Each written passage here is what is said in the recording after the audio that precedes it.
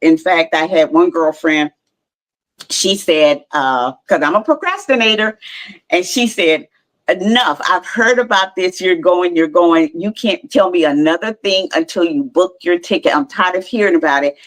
The next week I had booked my flight, and she's like, okay. And she got excited and I got excited, and I'm coming up on year 2 in January. I can't wait to get to that conversation.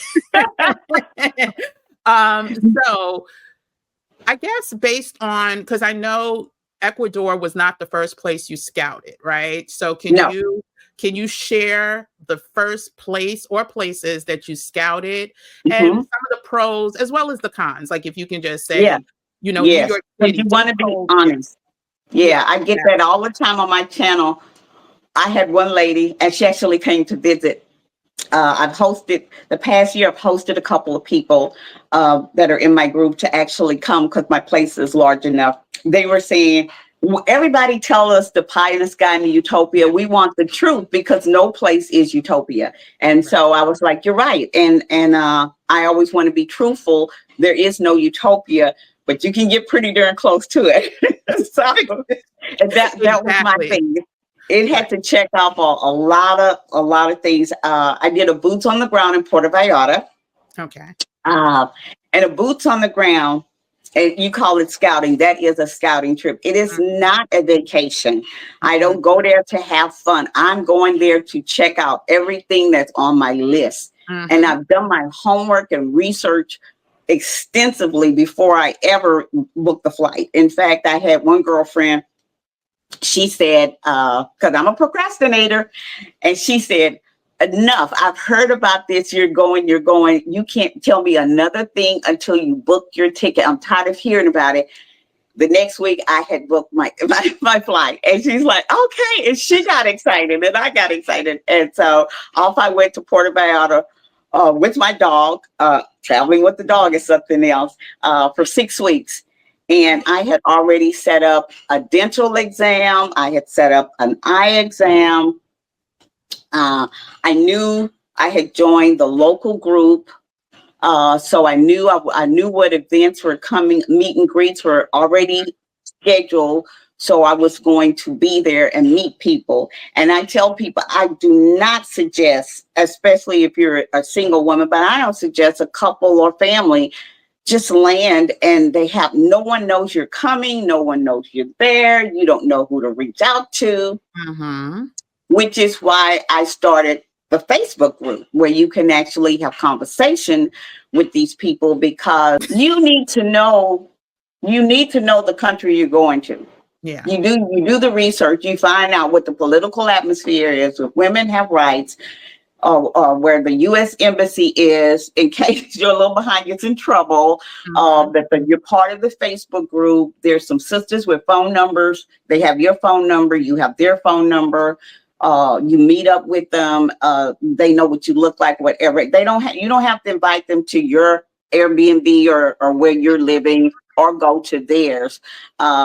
For security reasons or whatever, but you totally get to meet these people and become friends. You get to see how the locals treat you. And I've noticed this several times that the first week, the locals don't pay any attention to you because they think you're just a tourist, or you speak and they speak and go on. But by that third week, they're looking for you. Right. They speak before you speak. They, whatever they're selling, they offer you, or they'll add a little extra or whatever, or the smiles are there and they see you and they recognize you or whatever. I eliminated Puerto Vallarta because it's such a touristy, and some people love that. Puerto Vallarta is absolutely beautiful. For me, I like the scenic areas the most, and they were the ones where something like the streets were unlevel. Everything was slippery cobblestone and uneven sidewalks. You're not going to see that in a travel magazine. I'm like, I don't need my old bones to fall and break, and then because that's where most elderly, their health start to deteriorate after they have a fall. Yeah. I had an eye-opening thing with my annual physical this year. My doctor asked me for the very first time, how many times did you fall this year? I was like, what? And they ask seniors that because it's part Yeah. of your agility and your balance and everything like that. And I was like, well, do I count the times my dog took off and and pulled me down? Oh, wow. That's right. Oh, Yeah. And she's like, no, we can let those slide. But so I was cautious of that. And I was like, nope. And then the other thing, Puerto Vallarta hadn't had a hurricane in 20 years. I was there 3 days before Nora. My last 3 days, Hurricane Nora came through. oh my gosh. And what year was this? That was 2022. Oh, wow. I was leaving August 3rd, and I think it came July 29th, something like that. Washed out roads and bridges and mud in houses and everything. And because I didn't speak the language, I'm bopping around town the night before and they're batting down. I don't speak the language, so I don't know they're batting down for a hurricane. It goes over. I wake up the next morning and everything looks fine, but there's not as many people on the street. I'm in town. I go to my Airbnb and the guy stops about a half a mile before, and I'm like, why are you stopping? And he points. The whole highway, half of the highway had fallen into the river.